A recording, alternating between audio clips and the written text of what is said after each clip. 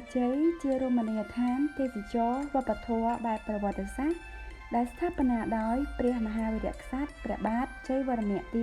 7នៅចុងសតវត្សទី12និងទី13តាមលំនាំរចនាបថបាយ័នដើម្បីឧទ្ទិសថ្វាយពុទ្ធសាសនាមហាយានប្រាសាទនគរបាជ័យមានទីតាំងស្ថិតនៅឃុំបំពិលស្រុកកំពង់សៀមខេត្តកំពង់ចាមបើយើងធ្វើដំណើរចេញពីរាជធានីភ្នំពេញតាមផ្លូវជាតិលេខ6និងបន្តតាមផ្លូវជាតិលេខ7ពីស្គុនទៅកំពង់ចាមដែលយើងអាចសរុបចម្ងាយពីភ្នំពេញមកកាន់ប្រាសាទនគរបាជ័យគឺចម្ងាយប្រហែល122គីឡូម៉ែត្រហើយអាចចំណាយពេលប្រហែល2ម៉ោងកន្លះទៅ3ម៉ោងដើម្បីធ្វើដំណើរទៅដល់ខ្សែក្រវ៉ាត់ទីរួមខេត្តលោកអ្នកនឹងប្រទះឃើញចម្លាក់រូបនាគ4ស្ថិតនៅកណ្ដាលផ្លូវជាតិដែលមានក្បាលបែរទៅរកទិសទាំង4និងមានកន្ទុយពាន់គ្នានៅចុងកន្ទុយនាគដែលពាន់គ្នានោះមានគ្រុឌឈរលើកន្ទុយនាគស្លាបទាំងពីរត្របដាដែលចារឹកអក្សរថាអរគុណរូបនេះនៅរងចាំស្វាគមន៍និងថ្លែងអំណរអគុណលោកអ្នកគ្រប់ពេលវេលាដែលចូលមកទេសនាក្នុងទឹកដីខេត្តកំពង់ចាមនៅខាងស្ដាំដៃនៃរូបនាគនេះលោកអ្នកនឹងឃើញខ្លងទ្វារចូលមួយដែលនាំលោកអ្នកទៅកាន់ប្រាសាទនគរបាជ័យចម្ងាយប្រមាណ50ម៉ែត្រពីខ្លងទ្វារលោកអ្នកនឹងឃើញគោបុរៈនៃកំពែងទី4នៃប្រាសាទដែលធ្វើអំពីថ្មបាយក្រៀមមានជញ្ជាំងកម្ពស់ប្រមាណ3ម៉ែត្រប៉ុន្តែពុំមាននៅសេសសល់ឡើយនៅក្នុងបរិវេណនៃកំពែងទី4នៅអមសងខាងផ្លូវ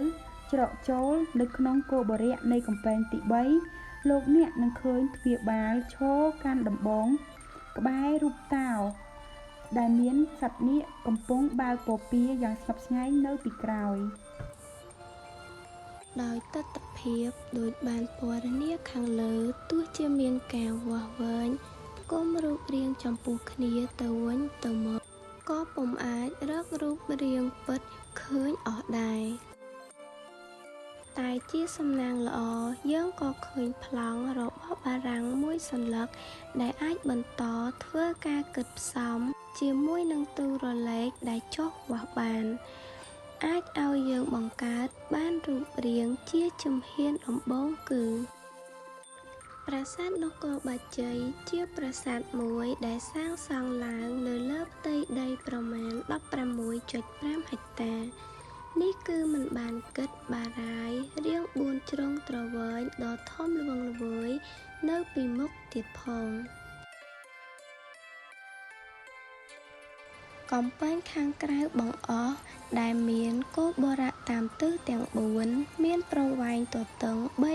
385ម៉ែត្រនិងបណ្ដោយ428.5ម៉ែត្រ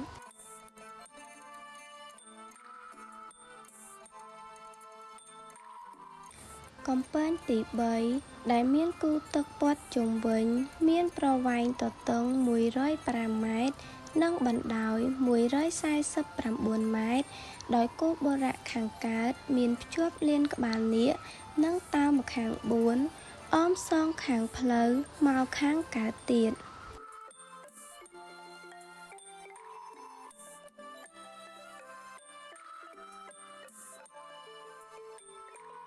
គោបុរៈទី2ដែលមានភ្ជាប់នឹងរោងទងមានប្រវែងសរុប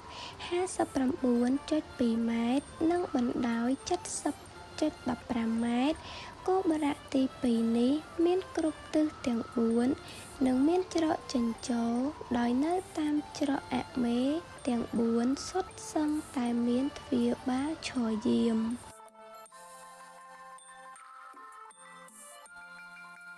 ចំពោះបរិវេណគោបុរៈទី1វិញ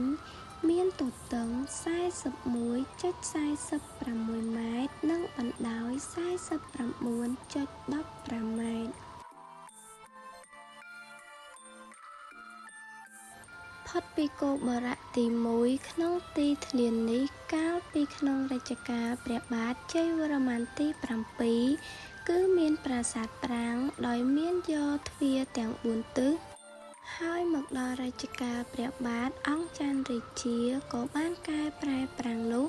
ទៅជាចេតិយនិងមានព្រះវិហារសង់អំពីឈើ បច្ចេកទេសនៃការសាងសង់ចំពោះបច្ចេកទេសមួយចំនួននៃការសាងសង់ប្រាសាទនគរបាជ័យគឺមានដូចជាទី1ការតម្រៀបថ្មដែលស្ថាបត្យករដែលកសាងប្រាសាទនគរបាជ័យបានជ្រើសរើសនៅការតម្រៀបថ្មតាមរយៈខ្សែបន្ទាត់ផ្ដេកដែលយើងអាចសង្កេតមើលកំពែងនៃប្រាសាទនគរបាជ័យគឺឃើញថាថ្មគឺតម្រៀបគ្នាតាមរយៈខ្សែបន្ទាត់ផ្ដេកឃើញយ៉ាងងាយស្រួលប៉ុន្តែបើយើងសង្កេតទៅមើលការតម្រៀបថ្មឲ្យរៀបជាជួរតាមរយៈខ្សែបន្ទាត់បញ្ឈរគឺវាពិបាកនឹងរកឃើញមែនទែនដែលមានន័យថាស្ថាបត្យករនៃប្រាសាទនគរបាជ័យគឺបានជ្រើសរើសយកការតម្រៀបថ្មតាមរយៈខ្សែបន្ទាត់ផ្ដេកដោយឆ្លាស់ថ្មមួយដុំតាមរយៈខ្សែបន្ទាត់បញ្ឈរបើងាកទៅមើលបច្ចេកទេសនៃការធ្វើក្លោងទ្វារនៃប្រាសាទនគរបាជ័យវិញយើងសង្កេតឃើញថាស្ថាបត្យករបានប្រើប្រាស់នៅដុំថ្មចំនួន2ដុំដែលមានរាងទ្រវែងហើយយកដុំថ្ម2ដុំនោះមកដាក់ទល់មុខគ្នាបង្កើតបានជារាងត្រីកោណដែលយើងអាចសង្កេតឃើញនៃការធ្វើក្លោងទ្វារបែបនេះនៅលើគោលបរិយាខាងលិចនៃប្រាសាទនគរបាជ័យហើយការធ្វើបច្ចេកទេសបែបនេះគឺវាទាក់ទងទៅនឹងការបែងចែកទម្ងន់នៃការទ្រដំបូលខាងលើរបស់ក្លោងទ្វារចែកទៅនឹងជញ្ជាំងសងខាងដើម្បីកុំឲ្យក្លោងទ្វារខាងក្រោមរងទម្ងន់ខ្លាំងពេកវានឹងធ្វើឲ្យប្រាសាទងាយនឹងរងការបែកបាក់បើយើងងាកមកមើលបច្ចេកទេសនៃការធ្វើដំបូលកោងឬបច្ចេកទេសក្លិចអាតដែលបច្ចេកទេសនេះគឺវាទាក់ទងទៅនឹងទស្សនវិជ្ជារួមមួយនៃការសាងសង់ប្រាសាទរបស់ខ្មែរក៏ដូចជាប្រាសាទសាសនាមួយចំនួនដែលយកគំនិតតាមពួកក្លិង្គដែលយើងហៅថាពួកឥណ្ឌានៅក្នុងការសាងសង់ដំបូលរាងកោងនេះស្ថាបត្យករនៃប្រាសាទនគរបាជ័យបានប្រើប្រាស់នៅដុំថ្មចំនួន1ដុំដោយធ្វើវាលក់ជាចង្អូរក៏ដូចជាប៉ាត់ផ្នែកខាងក្នុងរបស់វាដើម្បីងាយស្រួលតម្រៀបដែលនៅពេលដែលគេតម្រៀបវាពី1ដុំទៅ1ដុំដោយបន្ថយຂະຫນាតវាបន្តិចម្ដងរហូតបង្កើតបានជាដំបូលរាងកោងមួយដែលយើងអាចឃើញដំបូលរាងកោងនេះជាក់ស្ដែងនៅលើទួលប៉មខាងត្បូងនៃប្រាសាទនគរបាជ័យហើយការធ្វើបច្ចេកទេសរៀបដំបូលរាងកោងនេះគឺវាទាក់ទងទៅនឹងការកាត់បន្ថយទម្ងន់នៃថ្មកុំឲ្យទម្ងន់នៃថ្មវាមានទម្ងន់ខ្លាំងពេកដែលធ្វើឲ្យប្រាសាទងាយនឹងបែកបាក់ហើយសម្រាប់ការចោះរន្ធថ្មនៅប្រាសាទនគរបាជ័យវិញគឺគេចោះរន្ធវាដើម្បីងាយស្រួលផ្លាស់ប្ដូរទីរបស់ថ្មក៏ដូចជាយកថ្មទៅតម្រៀបបង្កើតបានជាប្រាសាទក៏ដូចជាកំផែងមួយចំនួននៅតាមប្រាសាទនានាផងដែរចូលមកដល់បច្ចេកទេសនៃការតថ្មនៃប្រាសាទនគរបាជ័យវិញគឺមាន2ទី1គឺការតថ្មដោយប្រើអណ្ដាតញីឈ្មោលដែលស្ថាបត្យករនៃប្រាសាទនគរបាជ័យគឺបានប្រើប្រាស់សាច់ថ្មចំនួន1ដុំដែលគេបានដាប់នៅផ្នែក1ដុំចេញដែលការដាប់បែបនេះប្រៀបដូចជាការបង្កើតនៅកន្លឹះមួយដែលនៅពេលដែលគេយកថ្មទៅតម្រៀបគឺវាមានសភាពបែបនេះដែលការតម្រៀបថ្មពី1ដុំទៅ1ដុំលើគ្នាគឺជាកន្លឹះដែលអាចយកថ្មឲ្យខាំជាប់គ្នាបានល្អ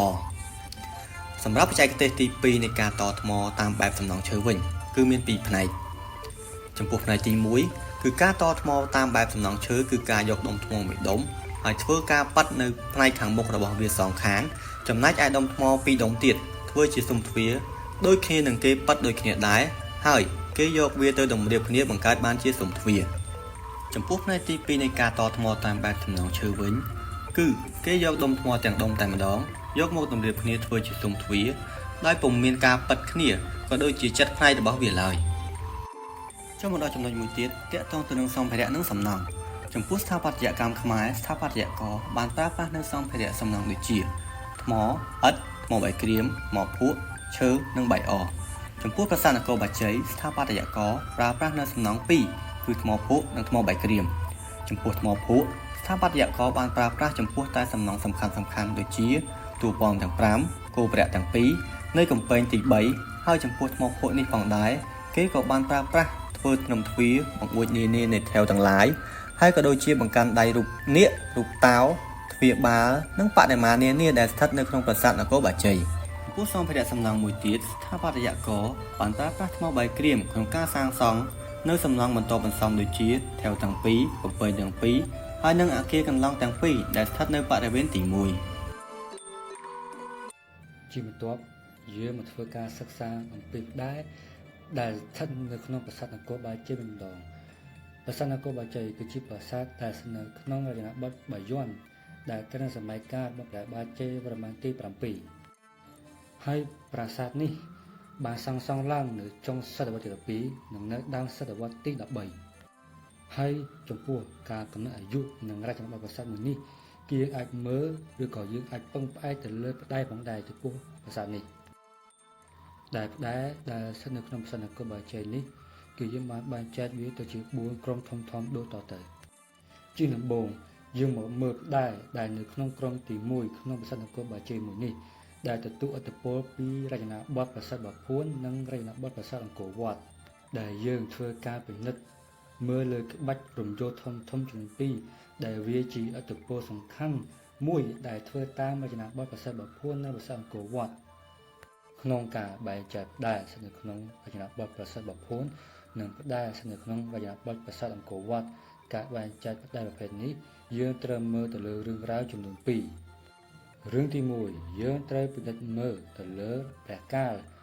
ហើយរឿងទី2ពិនិត្យទៅលើបុគ្គលដែលស្ថិតនៅលើព្រះកាលនោះព្រះកាលក្នុងរចនាបថប្រាសាទនគរបាជ័យសម្គាល់ខុសពីព្រះកាលក្នុងរចនាបថមុនព្រោះរចនាបថនេះចង្កូមនៅគែមសងខាងមាត់របស់ព្រះកាលដែលជាលក្ខណៈពិសេសមួយដែលបង្ហាញថាវាស្ថិតនៅក្នុងរចនាបថបាយ័នរឿងទី2គឺរូបបុគ្គលនៅលើព្រះកាលរូបបុគ្គលលើព្រះកាលនេះភាគច្រើនគឺជាទេពដែលស្ថិតនៅក្នុងព្រះពុទ្ធសាសនាមហាយានប្រាសាទទាំងឡាយណាដែលស្ថិតក្នុងរចនាបថបាយ័នឬប្រាសាទណាដែលសាងសង់នៅក្នុងរជ្ជកាលព្រះបាទជ័យវរ្ម័នទី7ភាគច្រើនឧទ្ទិសទៅដល់ព្រះពុទ្ធសាសនាមហាយានអញ្ចឹងហើយទើបការជាទេពក្នុងពុទ្ធសាសនាមហាយានហើយក្បាច់ផ្សេងៗទៀតដែលឃើញថាអង្គត់ធ្នូកងចុះក្រោមខ្លាំងហើយមាត់ប្រកាធ្លាក់ដល់គែមខាងក្រោមហើយចុងក្រោយនោះគឺក្បាច់ស្លឹកឈើដែលបញ្ឈរត្រង់ទៅលើឥឡូវនេះគឺយើងងាកមកមើលផ្ដែនៅក្នុងក្រុមទី2ដែលក្នុងក្រុមទី2នេះជាផ្ដែដែលមិនបន្តឥទ្ធិពលពីរចនាបថបាពួនអង្គរវត្តនោះទេដែលគេធ្វើជាក្បាច់ចង្វាយមូលដូចជាលេខ1ដែលលក្ខណៈពិសេសមួយក្នុងរចនាបថបាយ័នហើយលក្ខណៈពិសេសមួយទៀតគឺព្រះកាលស្ថិតក្នុងរចនាបថបាយ័នដដែលព្រោះមានចង្កូមនៅសងខាងមាត់ហើយក្បាច់ស្លឹកឈើក៏បញ្ឈរឡើងលើតង់ផងដែរជាបន្តទៀតនេះគឺយើងមើលផ្ដែក្នុងក្រុមទី3ដែលជាផ្ដែមានចម្លាក់រឿងសុទ្ធដូចទៅនឹងផ្ដែរចនាបថបាពួននៅអង្គរវត្តផងដែរហើយក៏មិនមានឆ្លាក់ក្បាច់ស្លឹកឈើនៅពីខាងលើឬក៏នៅពីខាងក្រោមនោះទេក្នុងការចំណាំរចនាបថបាពួននៅអង្គរវត្តផ្ដោតសំខាន់ទៅលើចំណុច2ទី1ផ្ដែស្ថិតនៅក្នុងរចនាបថបាយ័នគេច្រើនតែឆ្លាក់រឿងនៅក្នុងព្រះពុទ្ធសាសនាមហាយានចំណែករចនាបថប្រាសាទបាពួននៅអង្គរវត្តវិញច្រើនតែឆ្លាក់រឿងក្នុងព្រះសាសនាហើយចំណុចទី2នោះគឺក៏យើងត្រូវតែមើលទៅលើបដិមាផងដែរហើយចុងក្រោយគឺយើងងាកមកមើលផ្ដែដែលស្ថិតក្នុងក្រុមទី4វិញដែលជាផ្ដែស្ថិតក្នុងរចនាបថបាយ័នហើយក្នុងផ្ដែនេះឃើញមានការសាងសង់ពុទ្ធចំនួន5អង្គរៀងគ្នាដែលមានលក្ខណៈពិសេសមួយព្រះពុទ្ធ5អង្គនេះមានទំនាក់ទំនងទៅនឹងពុទ្ធសាសនាមហាយានឥ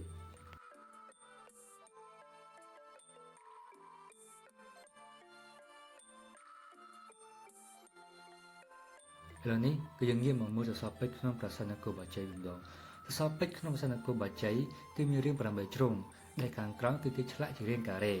ហើយក៏មានចម្លាក់ពីរបែបទី1នោះគឺការឆ្លាក់រូបសត្វទី2គឺការឆ្លាក់ជារូបមនុស្សហើយនៅលើសសរពេជ្រគេបានឆ្លាក់ជារូបរង្វាន់ដូចទៅនឹងចិញ្ចៀនដែលរង្វាន់នេះគឺមានទំហំប៉ុនគ្នា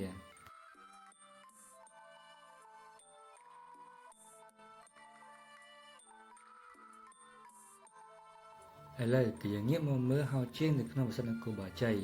ដែលហោជាងក្នុងប្រាសាទនេះគឺស្ថិតនៅក្នុងរចនាបថបាយ័នដែលយើងកំណត់ទៅលើចំណុច4ដូចជាទី1ដងក្តាររបស់ហោជាងមានរាងងាកដែលបត់ចូលក្នុងជាងក្រៅដែលរូបរាងងាកគឺបត់ជុំវិញក្តារហើយទី2នោះគឺនៅចុងដងក្តាររបស់ហោជាងនៅសងខាងនោះគឺគេបានឆ្លាក់ជារូបក្បាលងាកធំទី3នៅខាងក្នុងរបស់ហោជាងគេឆ្លាក់ជាចម្លាក់លៀនជាថ្នាក់ហើយទី4គឺធ្នឹមរបស់ហោជាងគឺមានរាងជាចម្រៀលនៅខាងចុងហើយក៏សូមបញ្ជាក់ផងដែរថាស្ថាបត្យកម្មគឺមិនមែនឆ្លាក់ហោជាងនៅលើថ្មភក់ប៉ុណ្ណោះទេគឺគេបានឆ្លាក់នៅលើថ្មបាយក្រៀមផងដែរបើយើងមើលទៅលើតួប៉មនៃប្រាសាទនគរបាជ័យនៅគ្រប់តួប៉មទាំងអស់លើកលែងតែតួប៉មកណ្ដាលគឺមានលក្ខណៈខុសពីគេគឺគេមានបន្ទប់ទៅដោយចេតិយសតវត្សទី16ហ ហើយនៅចំទូពងកណ្ដាលនេះគឺគេមានលម្អទៅដោយក្បាច់ផ្កាជំរាចដែលផ្កាជំរាចនេះគឺមានរាងមូលដោយបច្ចុប្បន្ននេះយើងនៅមើលឃើញក្បាច់នេះនៅទូពងខាងកើតដែលនៅសល់ប្រហែលជា1/3ដូចទៅនឹងទូពងខាងត្បូងដែរហើយនៅខាងលិចវិញគឺបានបាក់បាត់ទៅហើយតែពងខាងជើងវិញគឺនៅល្អនៅឡើយទេរីឯចម្លាក់រឿងវិញគឺមាននៅលើហោជាងទាំង4ទិសនៃទូពងកណ្ដាលហោជាងខាងលិចគេឆ្លាក់អំពីរឿងព្រះសិទ្ធត្ថនៃរាត្រីចុងក្រោយរបស់ទ្រង់ដែលគង់ក្នុងបរមរាជវាំងហើយចម្លាក់កណ្ដាលជាព្រះសិទ្ធត្ថរីឯចម្លាក់2ទៀតជាស្ត្រីនៅក្នុងវាំងចំណែកចម្លាក់ខាងក្រោមបានបង្ហាញពីនារីទាំង13ក្នុងកិរិយាដេកបន្ទាប់មកទៀតគឺហោជាងទៅខាងជើងត្រូវបានគេឆ្លាក់បង្ហាញពីការព្រះពុទ្ធយាងចេញទៅបួសបើតាមពុទ្ធប្រវត្តិនេះគឺជាដំណើរយាងចេញរបស់ព្រះសិទ្ធត្ថដូចទៅនឹងការបង្ហាញរបស់ហោជាងខាងលើដែររីឯផ្នែកលើគេឆ្លាក់ពីព្រះពុទ្ធគង់លើខ្នងសេះដែលនៅក្បែរព្រះអង្គមានមនុស្ស4នាក់ដែលកាន់ឆ័ត្រត្រួតជាធ្នាក់និងខាងក្រោមជាប់ទៅនឹងខ្សែបន្ទាត់ខណ្ឌគឺមានរូបមនុស្សពាក់កណ្ដាលគឺដៃមានកាន់ផ្កាឈូកហើយនៅខាងក្រោមគេឆ្លាក់រូបមនុស្សជាជួរកាន់ផ្កាឈូកក្នុងដៃពីរតងរីឯហោជាងនេះគឺជាហោជាងទី3ដែលស្ថិតនៅទៅខាងត្បូងដែលស្ថាបត្យករឆ្លាក់អំពីរឿងរ៉ាវដែលកាត់ផ្តាច់ភាពជាក្សត្រដែលបង្ហាញទៅកាន់បុព្វជិតរបស់ទ្រង់នេះគឺជាឈុតឆាកដែលព្រះសិទ្ធត្ថចុះពីលើខ្នងសេះហើយក៏បានសម្ដែងនូវការគោរពដល់អ្នកដឹកសេះរបស់ទ្រង់នេះគឺតាមពុទ្ធប្រវត្តិហើយបន្ទាប់មកទៀតទ្រង់ក៏ចាប់បួងសក់ឡើងលើកោសក់នឹងផ្លែដាវហើយផ្នែកខាងលើគេបានឆ្លាក់ជារូបព្រះពុទ្ធគង់នៅលើបល្ល័ង្កដែលមានមនុស្ស2នាក់កាន់ឆ័ត្រនិងលើកដៃប្រណម្យសងខាងចំណែករូបកណ្ដាលនេះគេឆ្លាក់ជារូបសេះមានមនុស្សខាងមុខ2និងព្រះពោធិសត្វនៅខាងក្រោយដែលផ្នែកខាងក្រោមមានឆ្លាក់រូបមនុស្ស7នាក់ជាជួរដែលលើកដៃសំពះចំណែកឯហោជាងចុងក្រោយនេះគឺជាហោជាងទិសខាងកើតដែលជាហោជាងមានលាបពណ៌ពិបាកក្នុងការមើលតែយ៉ាងណាយើងក៏បានមើលឃើញថាផ្នែកកណ្ដាលនៃហោជាងមានឆ្លាក់រូបសំណង់ប្រាសាទមួយដែលស្រដៀងទៅនឹងសំណង់ប្រាសាទ2ជាន់ដែលក្នុងប្រាសាទមានឆ្លាក់ជារូបព្រះពុទ្ធផ្សាំងមាសគង់លើបល្ល័ង្កខ្ពស់ផុតពីដីនៅក្រោមបល្ល័ង្កទុកចន្លោះកណ្ដាលឆ្លាក់ជារូបព្រះធរណីដៃស្ដាំលើកឡើងច្បងសក់ដៃឆ្វេងច្បូតចុងសក់ស្ថិតនៅក្នុងស្ថានភាពពាក់កណ្ដាលអង្គុយហើយនៅលើកំពូលប្រាសាទនិងភាគខាងលើនៃផ្ទៃប្រាសាទគឺមានឆ្លាក់រូបមនុស្សហោះជាច្រើនដោយកាន់កម្រងផ្កាចំណែកឯផ្ទៃខាងក្រោមគឺមានឆ្លាក់តួអង្គ4តម្រៀបគ្នាដែលពីកណ្ដាលមានដៃ4និងរូបមួយក្រុមបង្ហាញអំពីការបែកបាក់នៃសង្គ្រាមនោះគឺជាការបង្ហាញអំពីជ័យជំនះរបស់ព្រះពុទ្ធដែលបានយកឈ្នះទៅលើពួកបើយើងនិយាយពីនាងច្រាវិញនោះយើងត្រូវដឹងថាយោងតាមវចនានុក្រមរបស់សម្ដេចសង្ឃរាជជួនណាតលោកបានបង្ហាញថាគឺជាបង្គោលឈើខ្លឹមឬថ្មមានសន្តានច្រើនតែមួយមូលប្រើជាគ្រឿងលម្អសម្រាប់ដាក់រាយបញ្ឈរដង្ហែកង់លើខ្នងព្រំដំបូលប្រាសាទវិហារជាដើមជាគ្រឿងរចនាមួយប្រភេទរបស់ខ្មែរក្នុងបុរាណសម័យសប្តាហ៍ថ្ងៃនេះក៏នៅមានប្រើខ្លះដែរហើយការវិវត្តរបស់នាងស្រាលក៏បានបង្ហាញអំពីអាយុកាលរបស់ប្រាសាទផងដែរប្រសិនបើយើងនិយាយទៅលើនាងស្រាលដែលស្ថិតនៅប្រាសាទនគរបាជ័យវិញនោះយើងនឹងបានឃើញព្រះពុទ្ធរៀងគ្នាដាក់នៅលើព្រំដំបូលដែលព្រំដំបូលទាំងនោះមានដូចជាគោកបរៈខែវនិងមានទៅតាមកំពែងជាដើមដែលការធ្វើជារូបព្រះពុទ្ធតម្រៀបគ្នាបែបនេះយើងអាចសន្មតបានថាប្រាសាទនគរបាជ័យគឺស្ថិតនៅក្នុងរជ្ជកាលរបស់ព្រះបាទជ័យវរ្ម័នទី7ដែលស្ថិតនៅក្នុងរចនាបថបាយ័ននិងមានអាយុកាលចុងសតវត្សទី12និងដើមសតវត្សទី13បដិមាដែលស្ថិតនៅនគរបាជ័យគឺស្ថិតនៅរចនាបថបាយ័នដោយសំអាងទៅលើភស្តុតាងដូចខាងក្រោម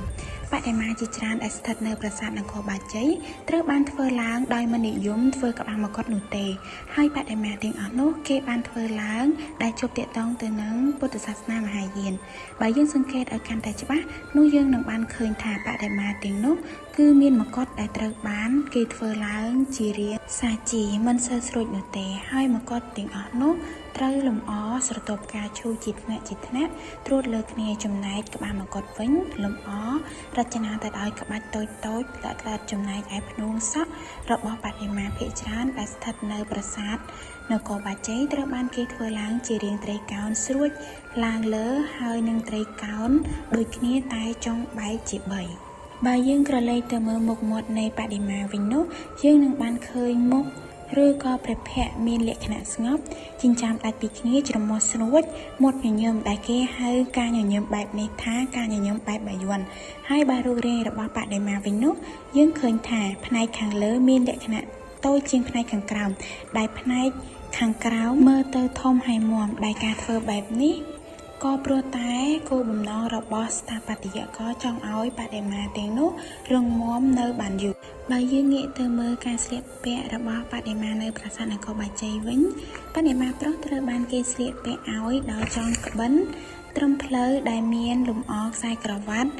ធំនិងមានជាសម្ពុតជារាងកន្ទុយត្រីនិងមានទម្លាក់បកមុខមួយឬក៏ពីរហើយបើបដិមាស្រីវិញត្រូវបានគេធ្វើឡើងដោយឲ្យបដិមាស្រីទាំងនោះស្លៀកសម្ពុតហូតពីរវែងដែលជាសម្ពុតជាទូទៅមាន3ហើយទី1នោះគឺជាសម្ពុតដែលនៅខាងមុខដែលជានោះមានរាងរាលតូចកណ្ដាលដែលផ្នែកខាងចុងមានលក្ខណៈស្រួចចំណែកឯសម្ពុតពីរបែបទៀតគឺជាសម្ពុតស្ថិតនៅផ្នែកខាងឆ្វេងនិងខាងស្ដាំចង្កេះសម្ពុតទាំងអស់នេះត្រូវបានលម្អទៅដោយខ្សែក្រវ៉ាត់ធំៗដែលរំយោលនឹងកំឡុងមេលា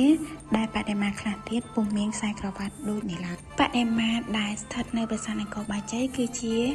រូបទេវតារូបយក្សព្រះពុទ្ធរូបនិងរូបសត្វផងដែរដែលបដិមាទាំងនោះត្រូវបានគេធ្វើឡើងដោយមានកាយវិការភាគច្រើនគឺមានកាយវិការលើកដៃម្ខាងឡើងលើពោតជុំវិញស្មាព្រមទាំងដៃម្ខាងទៀតដាក់ត្រឹមពោះហើយបដិមាផ្សេងទៀតដោយធ្វើឡើងដៃលើត្រឹមស្មាដូចគ្នាប៉ុន្តែដៃម្ខាងទៀតសំយងចុះក្រោមដោយកាន់ផ្កាមួយតងនិងបដិមាផ្សេងទៀតត្រូវបានធ្វើឡើងដោយលើកដៃសំពះត្រឹមទ្រូងជាចុងក្រោយចង់បញ្ជាក់ថានៅក្នុងប្រាសាទនគរបាជ័យមានបដិមាចំនួន2ដែលគេហៅថាអវលោកេស្វរៈនិងព្រះវិស្ណុដែលបដិមាទាំងពីរនេះត្រូវបានធ្វើឡើងនៅសម័យក្រោយតែប៉ុណ្ណោះរឿងព្រេងតាក់ទងទៅនឹងប្រាសាទនគរបាជ័យមានពីរអ្នកប្រិយប្រពន្ធមួយមានកូនមួយពេលយកទៅងូតទឹកនៅទន្លេមិនបានប្រយ័ត្នក៏របូតដៃធ្លាក់កូនចូលទៅក្នុងទឹកប៉ុន្តែស្រាប់តែមានត្រីធំមួយពាំយកទារកនោះទៅត្រីនោះត្រូវបានអ្នកនេសាទចិនចាប់បានហើយយកទៅថ្វាយស្ដេចព្រោះឃើញថាត្រីនោះធំចម្លែកពេលវះពោះត្រីនោះក៏ត្រឡប់ទៅជាឃើញទារកនោះ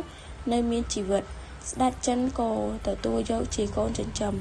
កុមារនោះលុះធំមានតម្រេះខ្ពស់នឹងរូបសម្បត្តិល្អក៏សួរស្ដេចពីប្រវត្តិដើមរបស់ខ្លួនលុះដឹងរឿងហេតុការណ៍ហើយក៏សុំឪពុកចិញ្ចឹមមកតាមរកម្ដាយបង្កើតនៅស្រុកខ្មែរវិញលុះមកដល់ក៏សុំទៅសំណាក់នឹងម្ដាយបង្កើតខ្លួនយូរទៅដោយពុំបានដឹងក៏បានរួមរស់ជាមួយម្ដាយខ្លួនឯងតការក្រោយមកពេលដែលចៅព្រាហ្មណ៍នាមកុមារនោះដឹងហេតុការណ៍ក៏សុំសំពះកុមារទោសពីម្ដាយឯម្ដាយក៏បង្គាប់ឲ្យធ្វើចែកដីមួយពេលម្ដាយស្លាប់ហើយឲ្យសង់ជារូបកូនសំពះចែកដីម្ដាយពេលកូនស្លាប់ឲ្យបានគ្រប់5000ឆ្នាំទើបរួចពីកម្មពីវេលាទាំងនោះចៅព្រាហ្មណ៍ដោយមានចំណេះខ្ពង់ខ្ពស់ក៏បានឡើងធ្វើជាគ្រូអាចារ្យនៅភូមិស្រុកនោះទៅហើយបានបញ្ជាឲ្យសិស្សគណៈសាងសង់តាមបញ្ជារបស់ម្ដាយលោកដល់ពេលលោកស្លាប់ទៅជាគណៈក៏សង់រូបសំពះទៅកាន់ចែកដីនោះហើយឈ្មោះលោកក៏បានគេហៅថាតាព្រាហ្មណ៍វិញ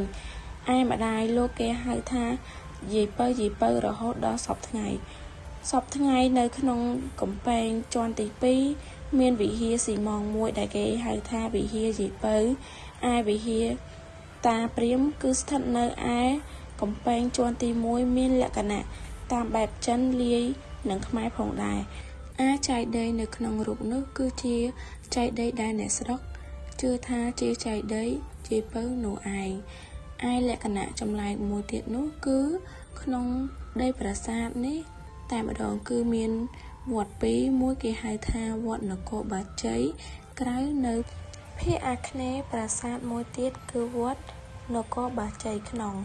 ដែលមាននៅភាគពាយ័ព្យប្រាសាទខ្ញុំមិនដឹងថា